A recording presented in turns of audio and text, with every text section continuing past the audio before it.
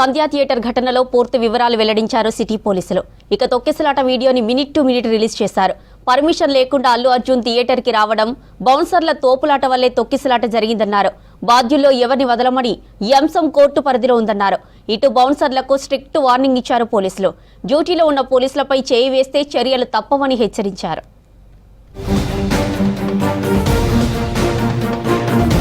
సంధ్యా theatre తొక్కిసలాట ఘటనపై హైదరాబాద్ పోలీసులు వీడియో రిలీజ్ చేశారు.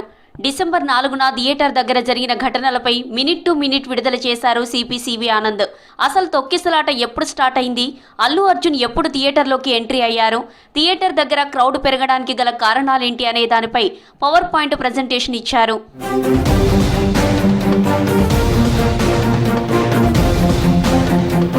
డిసెంబర్ 3న సంధ్యా థియేటర్ యాజమాన్యం చిక్కడపల్లి పోలీసులను సంప్రదించారు.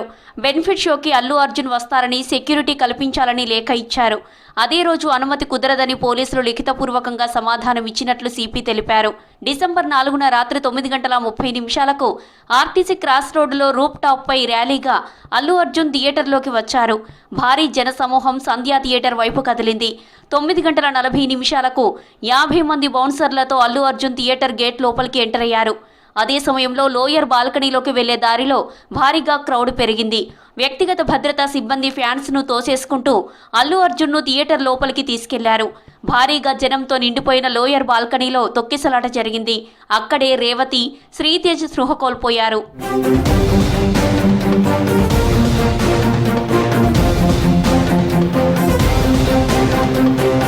అల్లు అర్జున్ థియేటర్ అప్పర్ బాల్కనీకి చేరుకోగానే థియేటర్లో జనం ఈలలు వేశారు.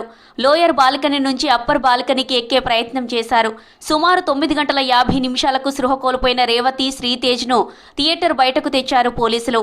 అప్పటికే రేవతి చనిపోయింది. శ్రీతేజ్కు సిపిఆర్ చేసే ప్రయత్నం చేశారు. హుటాహుటిన హాస్పిటల్కి తరలించారు.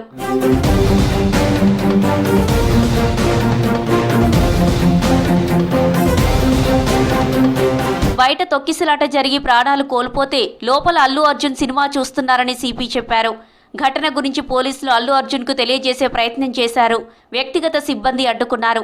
డీసీపీ ఆదేశాలతో పోలీసులు ఇన్ఫర్మేషన్ ఇస్తే సినిమా అయిపోయే వరకు ఉంటానని అల్లు అర్జున్ రిప్లై ఇచ్చినట్లు పోలీసులు తెలిపారు. క్రౌడ్ కంట్రోల్ కాకపోవడంతో పోలీసులు అల్లు అర్జున్ను థియేటర్ నుంచి బయటకు పంపించారు. ఇంటికి వెళ్తూ అల్లు అర్జున్ ఫ్యాన్స్ కి మళ్లీ రూప్ టాప్ పై అభివాదం చేస్తూ వెళ్లారు. ఈ టైంలో థియేటర్ బయట, లోపల ఫుల్ క్రౌడ్ ఏర్పడింది. అల్లు అర్జున్ బాధ్యతారహితంగా వ్యవహరించడం వల్లే రేవతి చనిపోయినట్లు పోలీసులు ఆరోపించారు. ఈ ఘటనపై విచారణ జరుగుతుందన్నారు.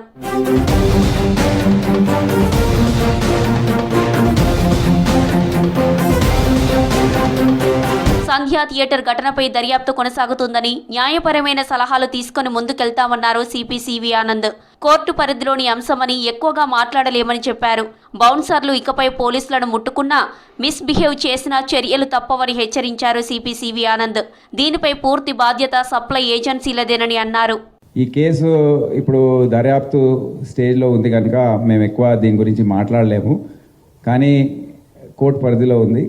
బౌన్సర్స్ పోలీస్ వారిని నెట్టేయడం అందరినీ, సో బౌన్సర్స్ అందరు కూడా వార్నింగ్ ఇవ్వదలుచుకున్నాను. ఈ బౌన్సర్ సప్లై చేసే ఏజెన్సీస్ ఎవరైతే ఉన్నారో వారికి నేను వార్నింగ్ ఇస్తున్నాను. మీరు జాగ్రత్తగా ఉండండి. నెక్స్ట్ టైం నుండి ఈ బౌన్సర్స్ ఎక్కడైనా మిస్బిహేవ్ చేసినా, పోలీస్ ఆఫీసర్స్ యూనిఫామ్లో ఉన్నప్పుడు వారిని ముట్టుకున్నా వారిని వదిలేది ప్రసక్తే ఉండదు.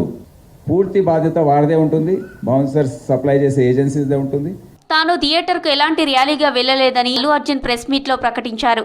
తొక్కిసలాట విషయం నెక్స్ట్ డే మార్నింగ్ తెలిసిందన్నారు. థియేటర్లో ఉండగా తన వద్దకు ఏ పోలీస్ అధికారి వచ్చి చెప్పలేదని అన్నారు.